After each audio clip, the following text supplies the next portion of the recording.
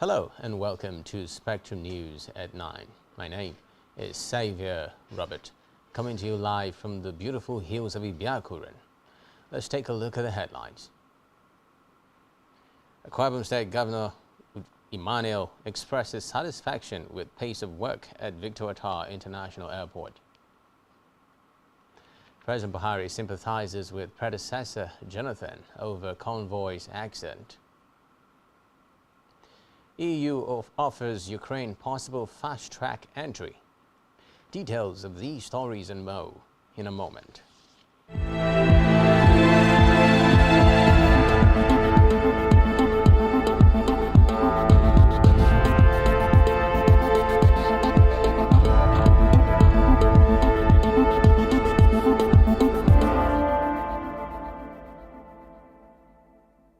First, in our news tonight is a report that Akwa Ibom State Governor Udom Emmanuel has expressed satisfaction with the pace of work at the various projects at the Victor Attar International Airport.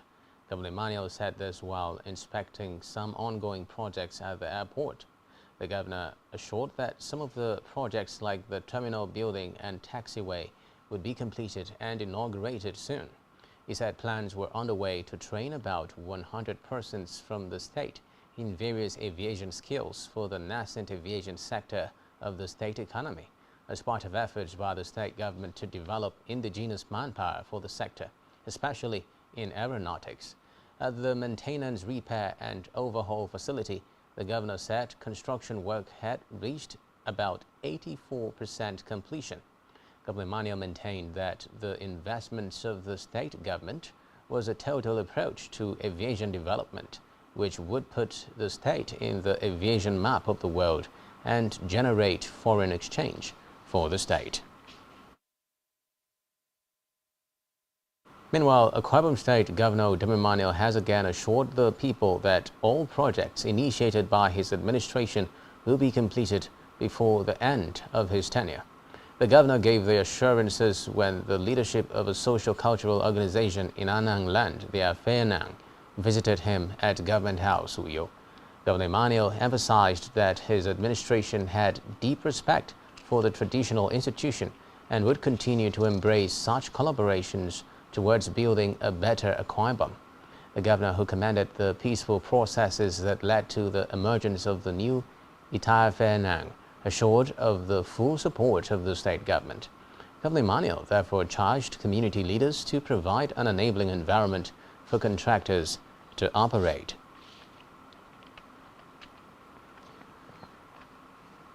Meanwhile, Akwa Ibom State Governor Udom Emmanuel has received and accepted the presidential nomination form of the People's Democratic Party (PDP), brought and presented to him by members of the popular Brekete family show on Human Rights Radio to contest for the office of the president in the 2023 general elections. Reaffirming his acceptance of the call to serve as Nigeria's president, Emmanuel said the purchase of the form was a job well done, but tasked Nigerians to take the next steps necessary to bring their wish to a reality. Expressing gratitude for the gesture, Governor Emmanuel said he was overwhelmed by the confidence bestowed on him by the citizenry and thanked the Brekete family for going all the way to raise funds to purchase the forms. Reflecting on the current situations in the country, the governor said Nigeria currently needed people with capacity and sincerity of purpose who are selfless enough to make sacrifices in serving the people. He therefore called on Nigerians to rise to the occasion of getting it right in the coming 2023 elections by electing the right persons to run the country. Earlier, the leader of the Brekete delegation, Innocent Oji, who presented the nomination form to the governor, said the family arrived at the resolution to purchase the forms after a tour of the state to affirm what was gathered from an interview session with the governor on their TV.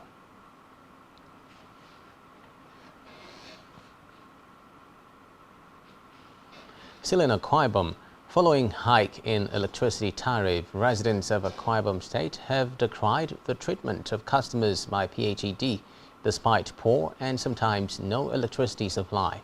Speaking with Spectrum Television, the people who described the hike in electricity tariff as outrageous called on the government to intervene in the matter to end what they called the extortion. A correspondent has the story.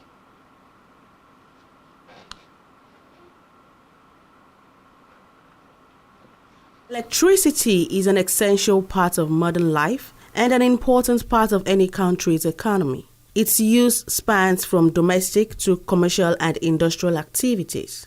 Access to constant electricity supply enhances sustainable economic growth, rapid industrialization, improved standard of living, and a decline in unemployment and poverty rates.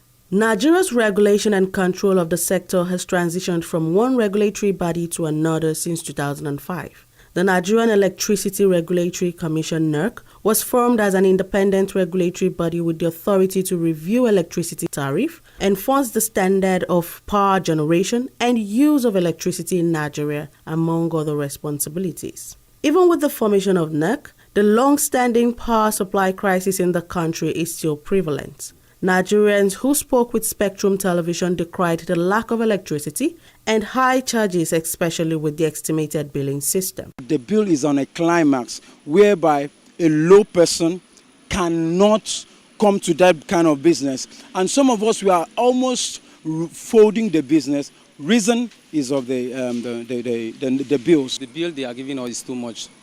And this business we are doing here, after paying the NEPA bill, we don't have any gain in this business.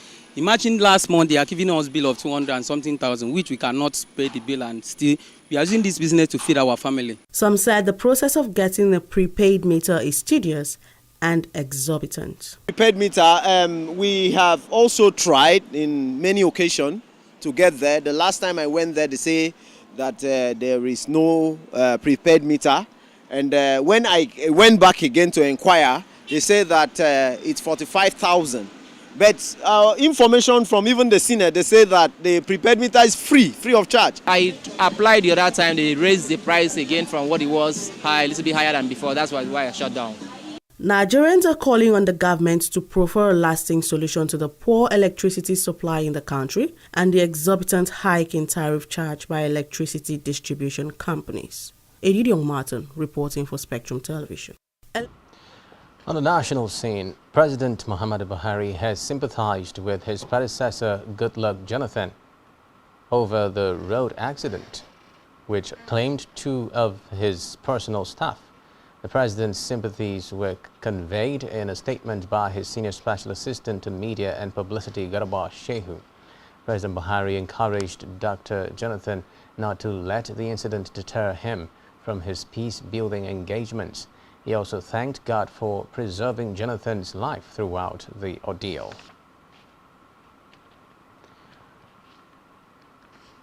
Meanwhile, President Muhammadu Buhari has decried a poor culture of accountability in the country and called for a change in the trend. The president made the call when he received a delegation from the Institute of Chartered Accountants of Nigeria, led by its president Comfort Eyitayo, at the State House in Abuja. He noted that professionals in various fields, especially accounting, provided the strength and framework for thriving economies. President Buhari also promised that his government would continue to engage experts to gain measurable and reliable results. In the meantime, President Buhari has written a letter to inform the House of Representatives that the deficit in the 2022 Appropriation Act has risen by 965.4 billion naira to 7.35 trillion naira. Consequently, the president said the federal government would borrow 965 billion naira to fill the gap. President Buhari therefore called for an amendment to the federal government's budget and the fiscal framework for 2022. Speaker of the House, Femi Wajabiamila, read out the president's letter on the revised 2022 fiscal framework at plenary. Away from that, President Buhari has urged the newly elected chairman of the All Progressives Congress APC, Senator Abdullahi Adamu, to be fair and firm in all his dealings. The president gave the charge when he hosted Adamu at the presidential villa, Abuja. The president assured the party and the nation that he would continue the struggle to entrench democratic principles in politics and in the affairs of governance. On legislative matters, the National Assembly has begun moves to thwart the actions of some members of the Federal Executive who are bent on removing Section 84, subsection 12 from the Electoral Act 2022. Reports say the nation's apex legislature had started the process of appealing the judgment of a federal high court Umuahia, Abia State, which removed the article from the Electoral Act. Recall that President Muhammadu Buhari had a few months ago signed the electoral bill passed by the National Assembly into law, with a caveat that the section be deleted in order to deepen democracy in the country. However, the National Assembly in March threw out the president's request and insisted that serving political appointees should resign before contesting elections. Still on legislative matters, Speaker of the House of Representatives Femi Gbajabiamila has assured of Nigeria's openness to more economic ties with European countries. Gbajabiamila gave the assurance when he received a parliamentary delegation from Austria at the National Assembly in Abuja. He said the country would welcome investments from Europe and seek technology transfer to develop its natural resources, including gas and renewable energy sources. Meanwhile, the House of Representatives has passed for second reading the Federal Medical Center Ibeju-Lekki Lagos State Establishment Act Bill 2022. The lawmaker representing Ibeju-Lekki Federal Constituency in Lagos State at the House, Adebayo Balogun, while leading the debate on the bill, noted that Ibeju-Lekki local government area was the largest one in Lagos in terms of landmass. According to the lawmaker, the urbanization and industrialization of the area have led to an unprecedented population surge and an unexpected rise in the demand for government-owned hospitals, hence the need for the establishment. On judiciary matters, a federal high court in Abuja has held that the order prescribing the pro-Biafra group, the indigenous people of Biafra IPOB, subsists despite an appeal against the order. In a ruling on Kanu's preliminary objection, Justice Binta Nyako held that the order remained until it is set aside. Also in her ruling, Justice Nyako faulted claim by lawyer to Kanu, Mike Ozekome, that the IPOB leader was unlawfully renditioned from Kenya. Ozekome had argued that Kanu was abducted and forcefully brought to Nigeria in violation of known human rights provisions.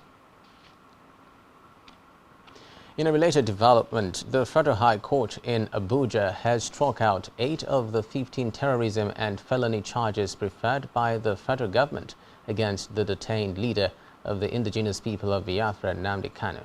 Justice Binta Nyako freed Nnamdi Kanu on the 8 counts while ruling on the preliminary objection filed by the IPOB leader. The presiding judge ruled that in the instant preliminary objection application, counts 6, 7, 8, 9, 10, 11, 12, and 14 had not disclosed any offense against the defendant. He said counts 1, 2, 3, 4, 5, 8, and 15 showed some allegations which Kanu had to answer, adding that the court would try the defendant on the counts. Meanwhile, Yoruba Nation activist Sunday Igboho has met with members of his legal team in Cotonou, Benin Republic. Reports say the meeting was also attended by the leader of Ilana Omoodua Worldwide, Professor Banji Akintoye, as well as a French language expert and deputy leader of Ilana Omoodua Worldwide, Professor Wale Adeniran. The meeting was convened to discuss how Igboho can regain unconditional freedom. On education, United Nations Children's Fund has reiterated the need for Nigeria to invest more time and financial resources in teachers to achieve the Sustainable Development Goals by 2030. The UNICEF's education manager, Mana Ahmed, stated this in Kano at a presentation on scaling foundational literacy and numeracy in Nigeria. She explained that the 2-day media dialogue on SDGs was aimed at promoting, protecting, advocating, and collaborating with stakeholders for realization of children's rights in the country.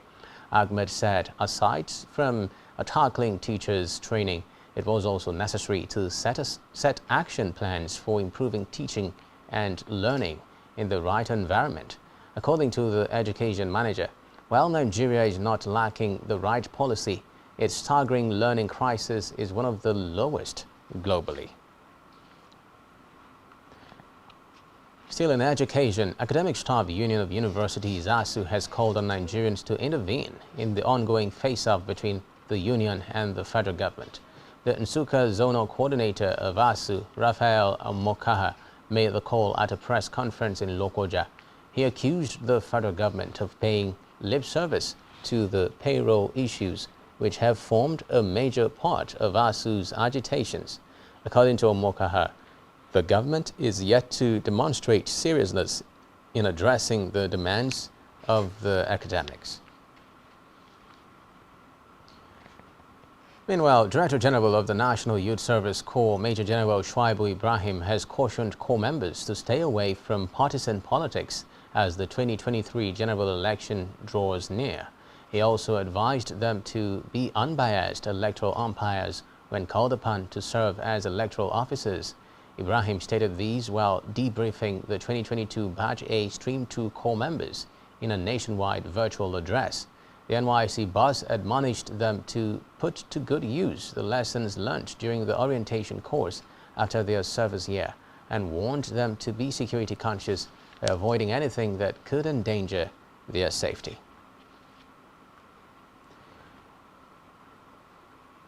Away from that, troops of Operation Delta Save have destroyed 31 illegal refining sites and recovered over 12 million liters of illegally refined automotive gas oil in different operations in Delta, Rivers, and Bayelsa states.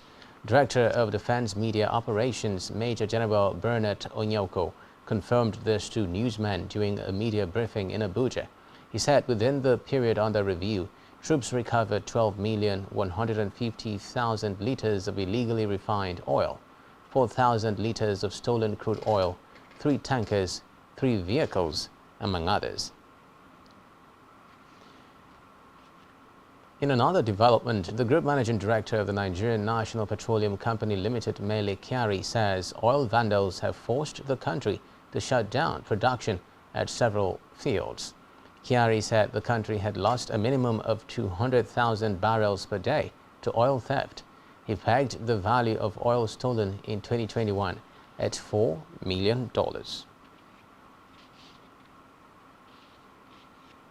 In a separate development, the Nigerian and European Union navies have conducted joint anti-piracy drills at the Western Naval Command in Lagos to demonstrate their capabilities in the Gulf of Guinea. The visiting European Union countries, which include Italy, Spain, Greece, and France, are also expected to address threats such as illegal fishing, trafficking, and transnational crimes in the Gulf of Guinea. Reports say the idea of strengthening cooperation with Nigeria became necessary in order to ensure coordinated monitoring of the Gulf of Guinea by the EU and its member states. Piracy in the Gulf of Guinea has reportedly disrupted international shipping routes and cost the global economy billions of dollars.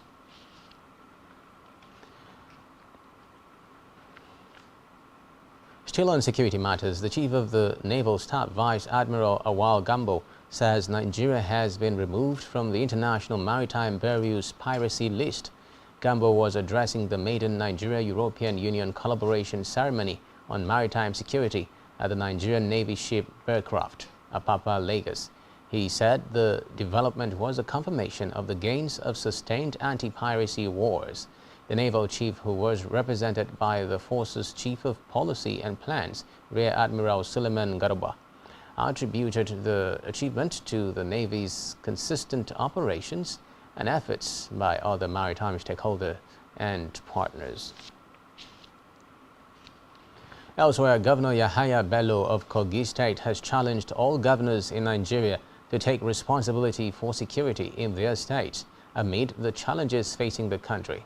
According to Bello, President Muhammadu Buhari cannot hold an AK-47 rifle or be in every state of the Federation to ensure security of lives and property when there are chief executives in every state.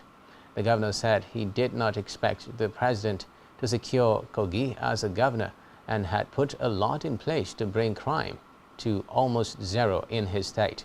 He stated this in Abuja at his second annual seminar for Nigeria's political and crime editors and correspondents.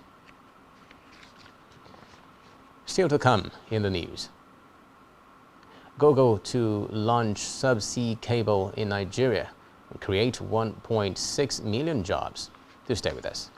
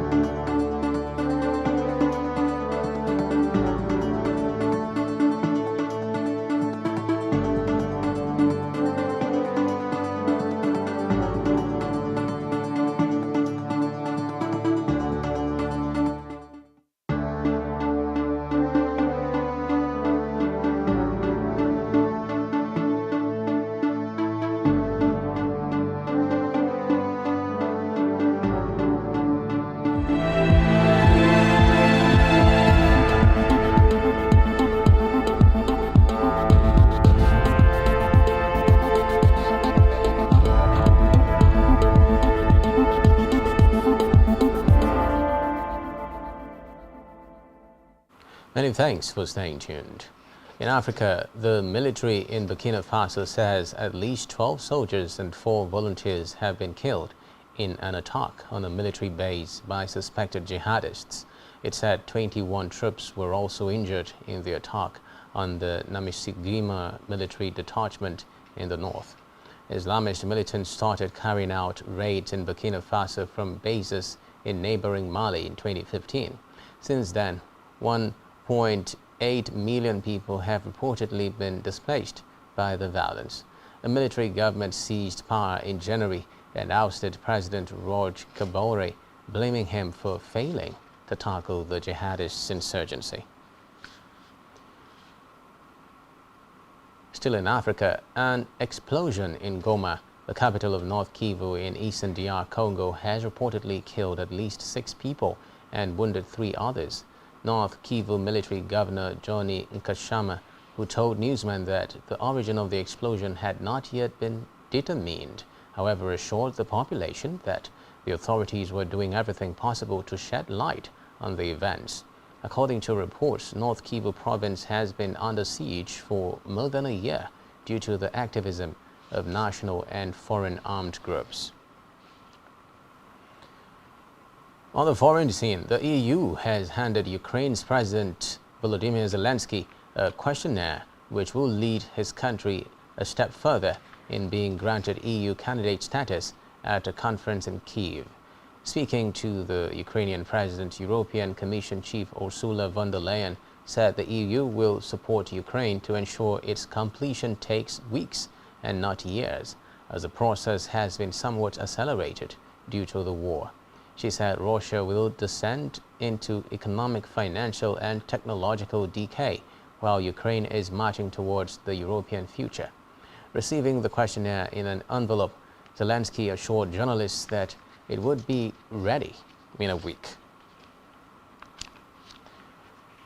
In a related development, U.S. President Joe Biden has accused Russia of carrying out a horrific atrocity after a missile attack on a railway station in Kramatorsk in eastern Ukraine killed at least 50 people and injured 300 others. President Biden blamed Russia, saying its military struck civilians who were trying to evacuate and reach safety. Russia has denied carrying out the attack. Well, Biden also thanked Slovakia's government for transferring a missile defense system to Ukraine, fulfilling one of Zelensky's top requests to help the country defend itself against Russia. He said the United States will reposition a Patriot missile system to Slovakia and warned against complacency in the international effort to push back against Russia's invasion of Ukraine.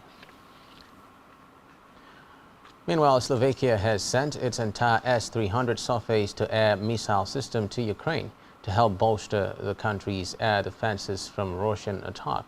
It is the first known case of a country sending an air defense system to Ukraine since Russia invaded in February, according to Reuters. Confirming the news, Slovakia's Prime Minister Eduard Heger said the defense system will help save lives from the aggression of Putin's regime. However, Heger emphasized that donating the system to Ukraine did not mean Slovakia had become part of an armed conflict. In the meantime, United Kingdom's Prime Minister Boris Johnson says his country will be sending an additional £100 million worth of high-grade military equipment to Ukraine. Johnson was speaking at a joint press conference held with German Chancellor Olaf Scholz at Downing Street this afternoon. Meanwhile, the death toll in Kramatorsk has now risen to 40. This is according to the city's mayor. Newsman Mayor Honcharenko said the dead victims included 10 children after a rocket hit the city's train station. In a related development, the European Union and G7 nations have imposed new sanctions on Russia as it faces criticism from several nations and global bodies. In the new sanctions, the European Union has approved an embargo on Russian coal, while leaders of the G7 biggest economies agreed to ban new investments in key sectors of the Russian economy, including the energy sector.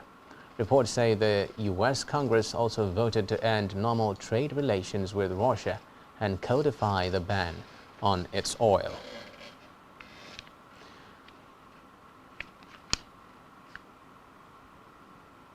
Still on the Russian war, United States Defense Secretary Lloyd Austin says the U.S. is providing intelligence to Ukrainian forces to conduct operations in the Donbas region.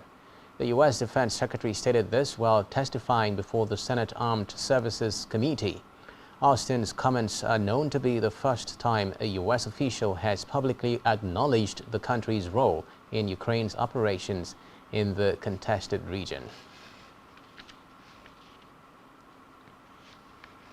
Still on the foreign scene, the United States Senate has confirmed Ketanji Brown Jackson as the first black woman ever to serve on the Supreme Court.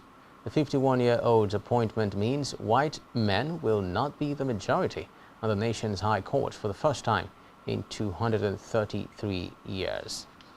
My parents taught me that unlike the many barriers that they had to face growing up, my path was clearer, so that if I worked hard and I believed in myself in America, I could do anything or be anything I wanted to be.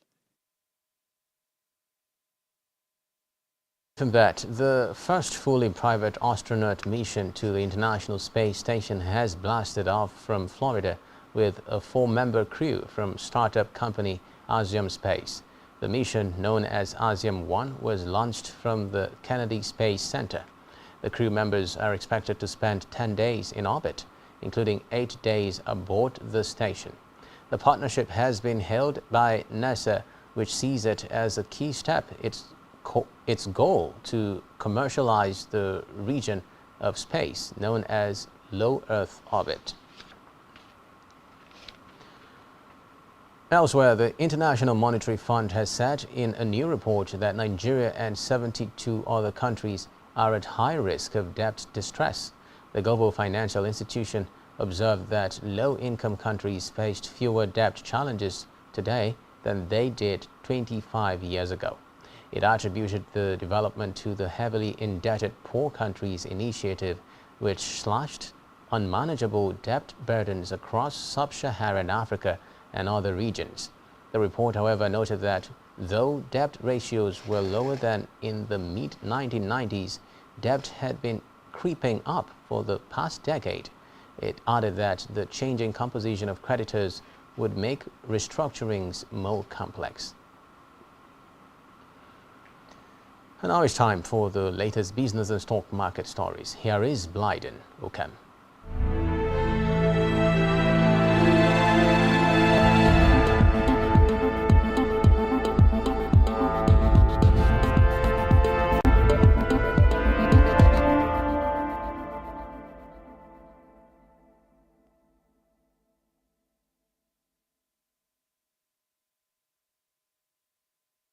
Thank you, Xavier Roberts, and good evening. It is another business day. My name is Blyden Okem. In the news, we'll begin with EU sanctions on Russia. The European Union Council decided today to impose a feed package of economic and individual sanctions against Russia over its military atrocity in Bucha and other Ukrainian cities. The agreed sanction includes a prohibition to purchase imports or transfer of Russian coal and other solid fossil fuels into the EU from August 2022. A prohibition to provide access to EU ports with vessels of agricultural products, humanitarian aid, and energy registered under the flag of Russia. Also, a ban on any Russian or Belarusian road transport preventing them from transporting goods by road within the EU, as well as a sanction on companies whose products or technology played a role in Russia's invasion of Ukraine. According to the European Union, these and many sanctions are intended to reinforce pressure on the Russian government and economy. Warren Buffett grows its wealth to over $16 billion in one day. In one day, one of the world's respected investors, Warren Buffett, has increased his wealth by more than $16 billion on on the appreciation of its assets. Yesterday, Buffett's company, Berkshire Hathaway, disclosed that it purchased about 121 million shares of HP stocks worth $4.2 billion, giving it a stake of more than 11% in the technology company. Meanwhile, in pre-market trading on Thursday, HP shares rose by 14% and Berkshire Hathaway stocks increased by 15% amid geopolitical uncertainties. According to the recent Bloomberg Billionaires Index, the 91-year-old investor Warren Buffett ranks 5th in global wealth with a $125 billion fortune, behind Elon Musk, Jeff Bezos, Bernard Arnold, and Bill Gates. And in Nigeria, CBN fines 3 more Nigerian banks regarding crypto transactions. The Central Bank of Nigeria has fined First City Monument Bank, Fidelity Bank PLC, Wema Bank, a total of 514 million naira for failing to comply with regulations prohibiting customers from cryptocurrency transactions. According to reports, this pushes the total fine for contravening the CBN circular on cryptocurrency to 1.315 billion naira for 6 Nigerian banks. As reported at the beginning of the week, the Apex Bank had earlier fined United Bank for Africa, Access Bank PLC, and Stanbic IBTC Bank a total of 800 million naira for failing to comply with similar cryptocurrency regulations. Google is to launch subsea cable in Nigeria and in turn creating 1.6 million jobs.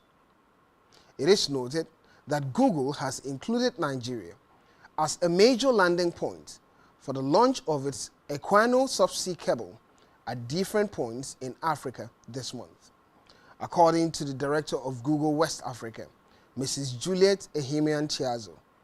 In a meeting with the Nigerian Minister of Communications and Digital Economy, Professor Issa Pantami, she said the Equano cable is expected to increase internet speed and create 1.6 million jobs in Nigeria. And it's time for the Nigerian stock market report.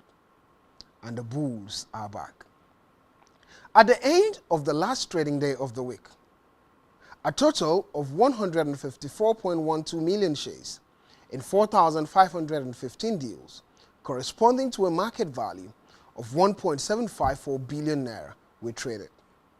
The all-share index inched up 87.95 basis points to close at 46,631.64 points. But when compared with previous trading day, today's data shows 37% decline in volume, 25% decline in turnover, and 4% decline in deals. In aggregate, 105 equities participated, 28 gainers and 16 losers. Adava AIM led the gainers with 9.87% share price appreciation, closing at 12.80 naira per share. On the losing side, exchange came out last with an end-of-day price depreciation of 9.52% at 0.95 naira per share. This is all news today. Do stay with Xavier Robert for the rest of the news. Many thanks, Blyden. Still to come in the news. Chelsea's shortlisted bidders get extra time to submit offer. Do stay with us.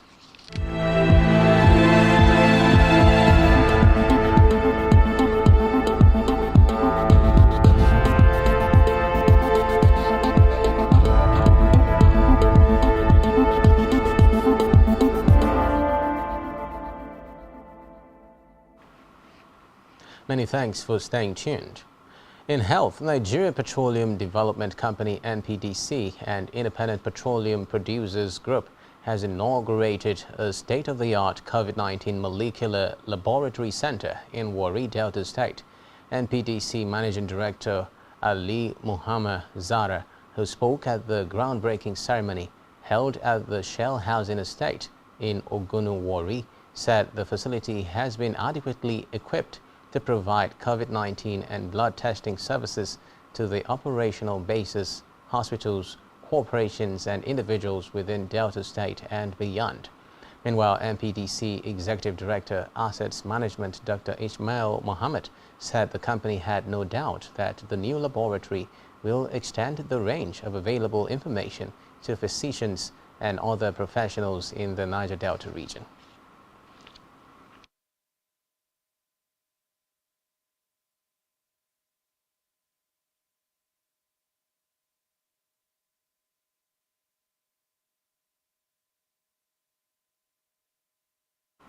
In sports, qualifying dates for the 2023 Africa Cup of Nations have been changed after Tunisia suggested they may skip the tournament to concentrate on preparations for the 2022 World Cup.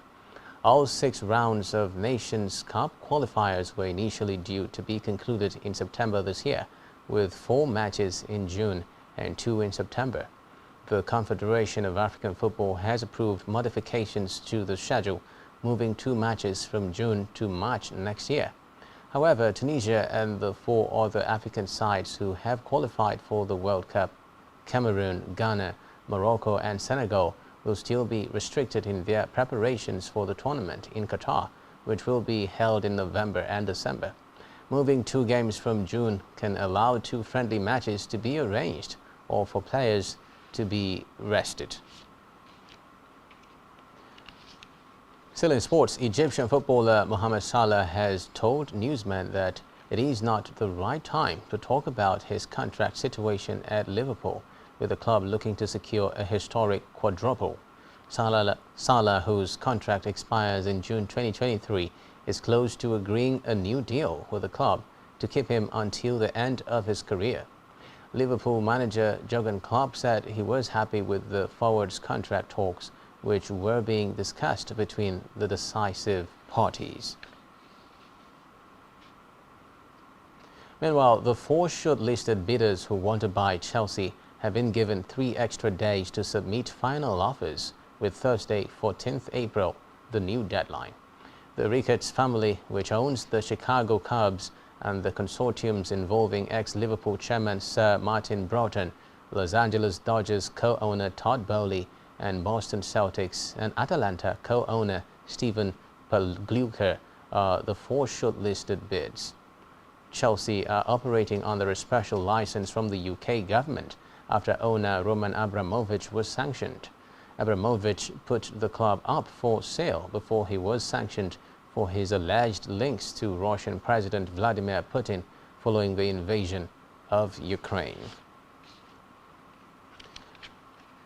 Away from that, interim Manchester United manager Ralf Rangnick has confirmed that Cristiano Ronaldo will return for tomorrow's Premier League match at Everton. United are reportedly close to finalizing the appointment of their new manager, with Ajax boss Ten Hag expected to be the club's chosen candidate. Rangnick, however, declined to comment on reports that United were set to appoint Hag as manager.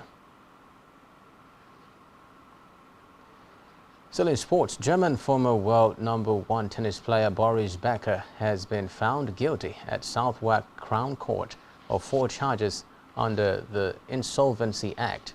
He has, however, been acquitted of a further 20 counts relating to his 2017 bankruptcy. Becker, who was supported throughout the trial by his partner Lilian Monteiro, was declared guilty of charges including removal of property, 2 counts of failing to disclose estate, and concealing debt.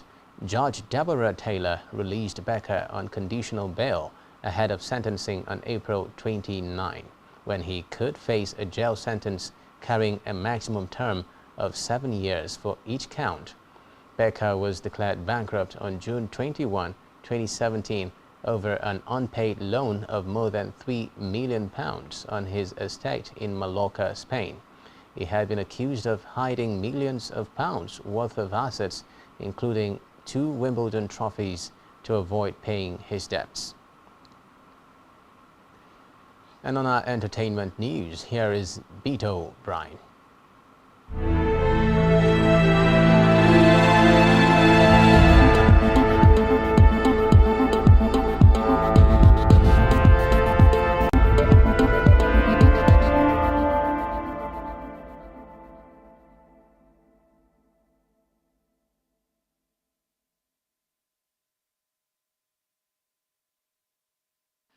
Thanks, Bright James. Hello and welcome to the Entertainment Desk. I am Beto Brian.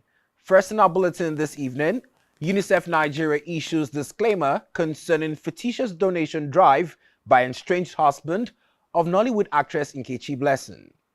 The Nigerian faction of the United Nations Children Fund, UNICEF, has issued a disclaimer on its official Instagram page at UNICEF_Nigeria against actress Nkechi's Sunday's ex-lover, Okpeyemi Falagan. A post shared on the page captured a screenshot of a bank account detail initially posted on social media via Falagan's Instagram page. The humanitarian organization described Falagan's fundraising efforts as fictitious while warning members of the public to be wary of such, insisting that all donations were made through a verified UNICEF website. Nollywood actress and social media influencer Nkechi Blessing Sunday and her now estranged husband Okpeyemi Falagan Wednesday started a social media banter, setting followers agog as they both revealed reasons why they parted ways. According to revelations made by Nkechi Blessing's on Instagram video, she said the marriage crashed over infidelity and allegations of fake life. Away from that story, Chris Brown confirms he welcomed a third child with a third different woman. Chris Brown has finally acknowledged his third child with a 32-year-old singer, saying he admits to having welcomed a daughter with Diamond Brown back in January 2022. Taking to his Instagram story today, April 8th, Chris introduced his third and second daughter, Lovely Symphony Brown, to his 106 million followers. Diamond Brown also took to her Instagram account to share the same photo.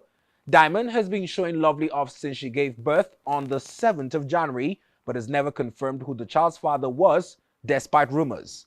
Chris Brown now has 3 children. His first child is Royalty Brown, born on May 2014, and to a mother, Naya Guzman. His second child, a boy named Aiko Katori Brown, was born in 2019 by Amika Harris. Lovely is now his third child as he shares the child with mother Diamond Brown. And back here to news coming in from the movie scenes in Nigeria. More Budu, Netflix cleared the air on Bloody Sisters' first Nigerian original series. That Kemi Adetiba's King of Boys series was believed to be Netflix's first Nigerian original series, with Netflix and Ebonyi Live Studio CEO Mo Abudu having moved to resolve the confusion that followed the recent launch trailer of Bloody Sisters as the streamer's first Nigerian original series. Initially, Twitter reactions queried the streamers over the 4-part trailer, as prior to the trailer, Kemi Adetiba's limited King of Boys series was believed to be the longer-awaited Nigerian original series. Reacting to curious Twitter users, Abudu took to her official Instagram post with a statement, and I quote, "Today, Netflix and Ebony Live Studios announced our pulsating limited series that will launch globally and exclusively on Netflix on the 5th of May 2022. This is officially Netflix's first Nigerian original series as per the press release issued by Netflix today." Unquote. That was captured as the film executive wrote. Nigerian's Netflix manager content of Africa, Dorothy Guteba, also confirmed the streamer's stance in an Instagram post as she shared from @morebudu and her outstanding @Ebony Live Studio team, which comes as our first original Netflix series, Bloody Sisters. This has put a long end to the debates that proceeded on Twitter. You would recall that Adetiba directed the limited series, which was presumed to be the first of the streamer's series in Nigeria, after the Akin Omotosun-led one was reportedly backburned.